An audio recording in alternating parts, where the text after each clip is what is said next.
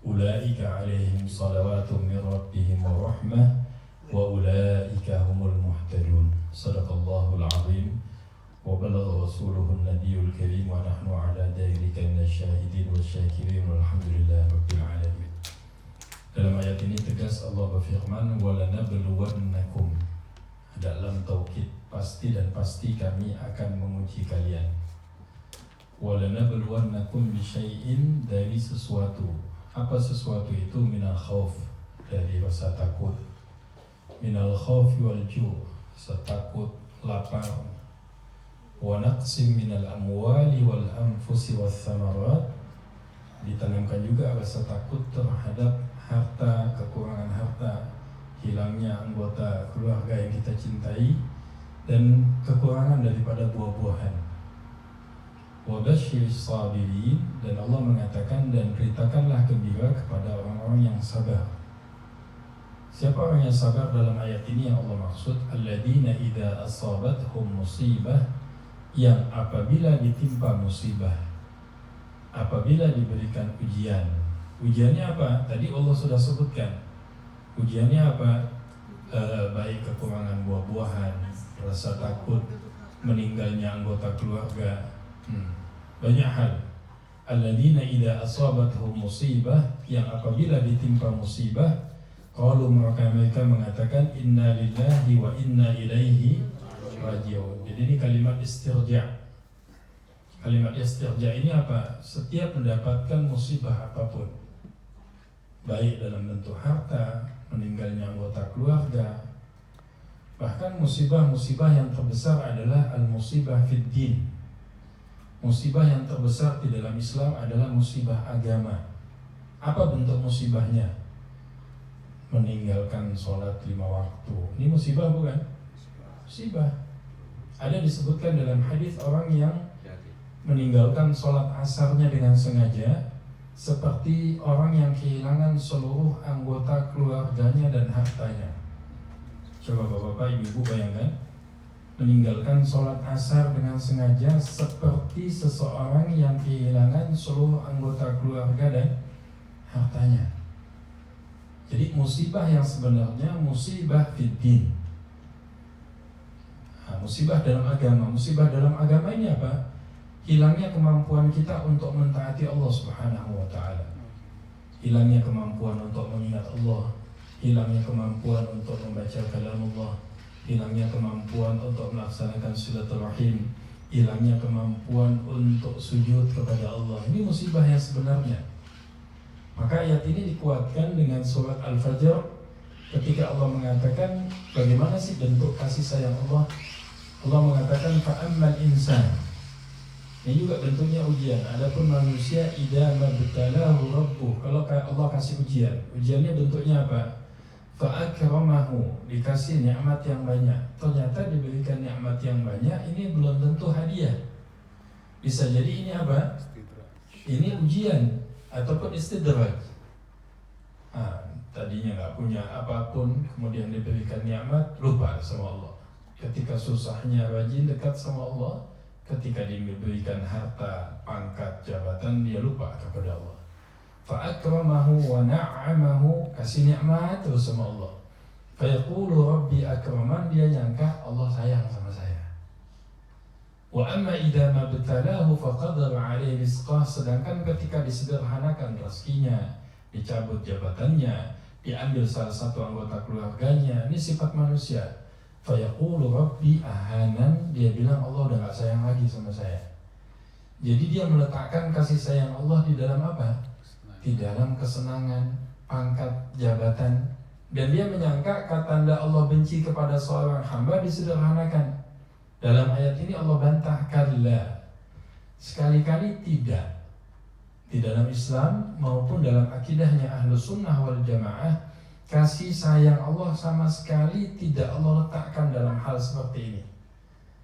Tapi kasih sayangnya Allah diletakkan di mana? Selama hamba tersebut diberikan kemudahan untuk menjalankan perintah Allah.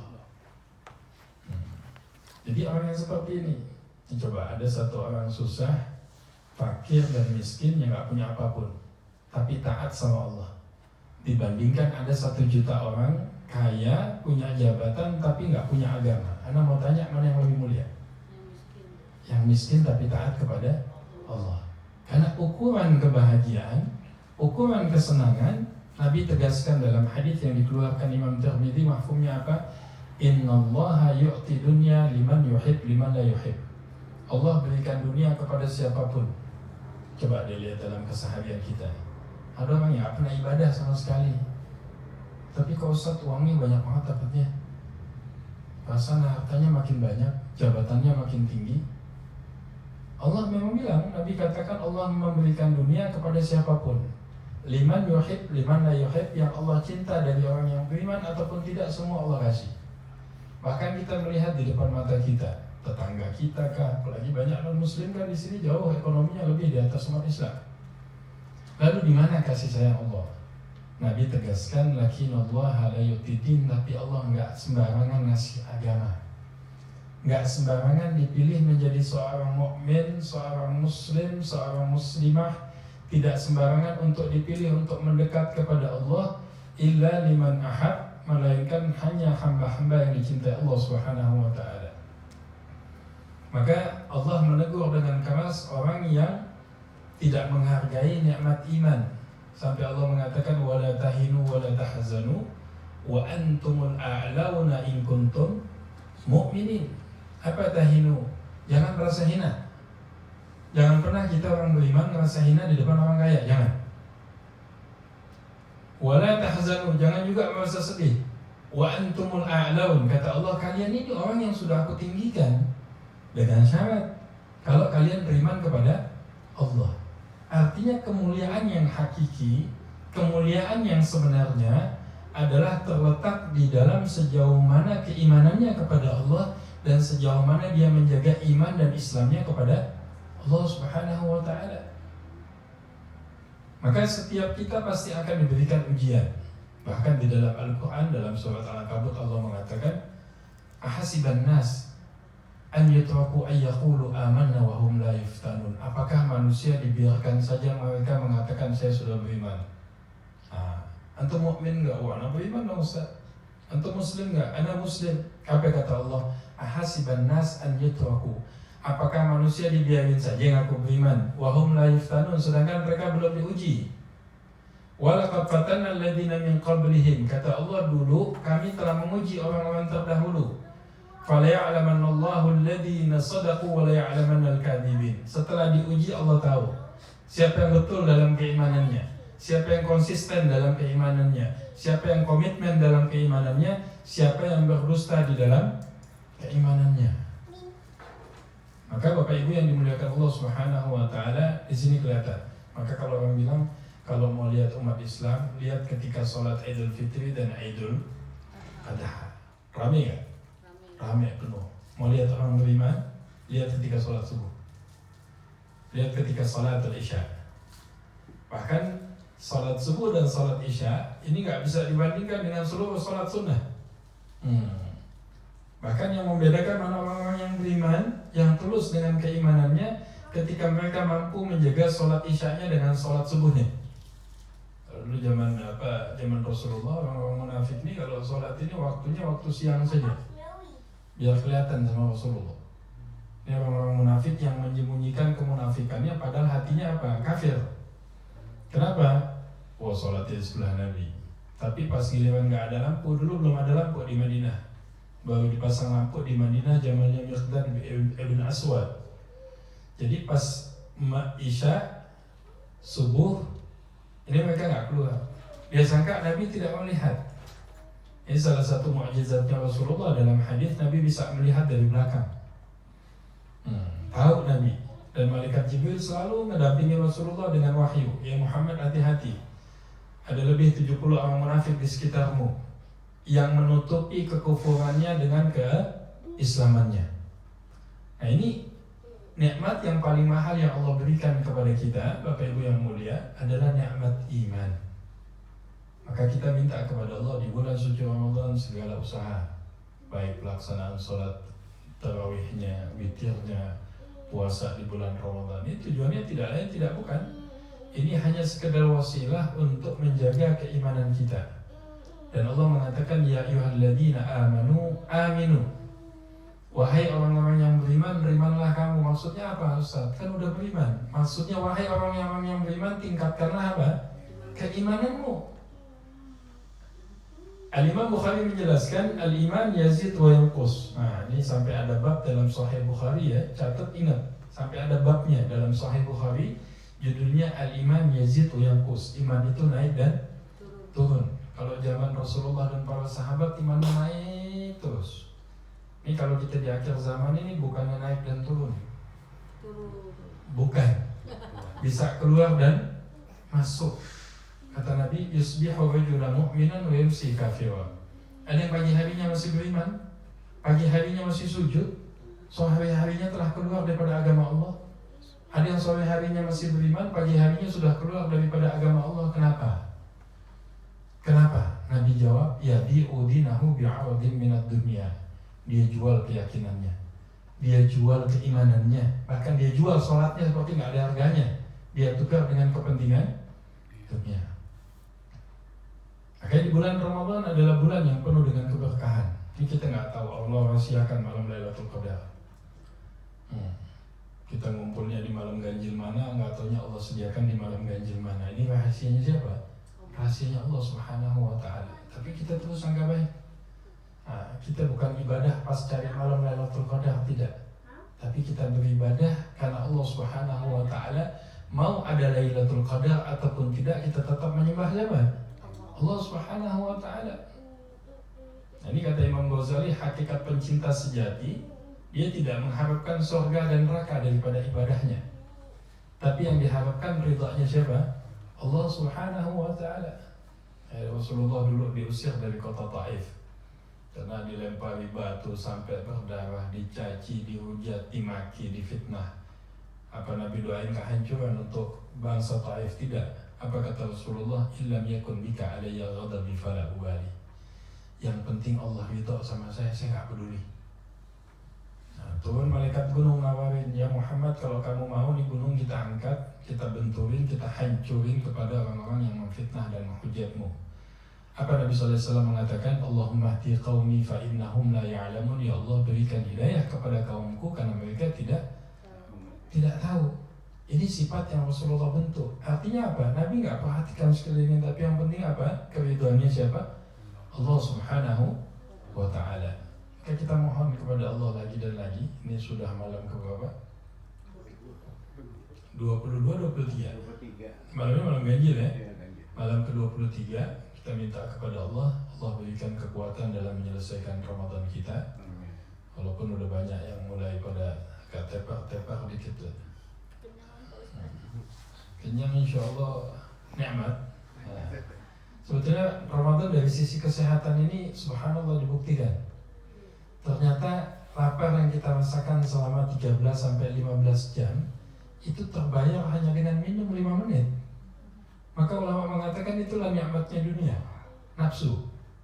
Sesuatu yang kita kejar, setelah 60-70 tahun telah kita dapatkan, langsung kita apa? Tinggalkan, belum sempat kita nikmati. Ya. Jadi jangan terjebak. Tapi yang benar bagaimana menggunakan segala nikmat dunia yang Allah berikan. Jadi harta, pangkat, jabatan, harta yang kita miliki, yuk sama-sama kita gunakan. Kita gunakan untuk perjuangan agama Allah Subhanahu Wa Taala sampai dalam kelompok yang dijelaskan Allah, irji'i ila rabbiki radiyatan mardiyah. Nah, jiwa yang tenang. Ini yang disebut dengan nafsul mutmainnah. Ada nafsul lawamah. Nafsul lawamah ini apa? Kecenderungan nafsu yang selalu berbuat jelek. Nah, ada nafsu sayyi'ah yang kecenderungan jiwa ini untuk mengajak kepada hal yang tidak baik. Ada nafsul mutmainnah, jiwa yang tenang. Jiwa yang tenang ini yang akan kembali dalam kondisi wa huwa radin. Allah Subhanahu Wa Taala jelaskan, irji'i ila rabbiki radiyatan mardiyah. Dapatkan keridhaannya Allah Subhanahu Wa Taala. Jadi kita terus usahakan sampai nanti insyaallah, mudah-mudahan Ramadan ini Allah jadikan Ramadan yang terbaik dalam kehidupan kita.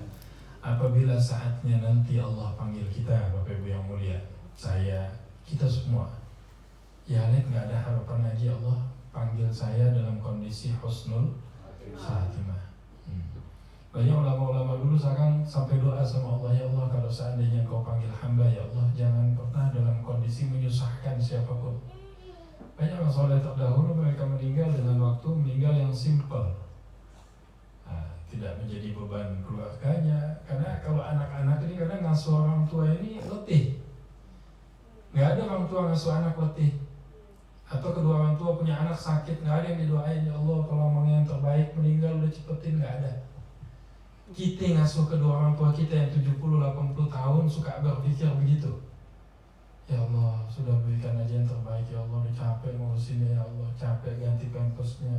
Nih bedanya kita dengan orang tua, langit dengan ketika kita menjadi orang tua ternyata kita merasakan bahwa hakikat kasih sayang yang sebenarnya hanya bisa diberikan orang tua kepada anak, dan anak kepada orang tua tidak akan mampu untuk membalas budi kedua orang tua.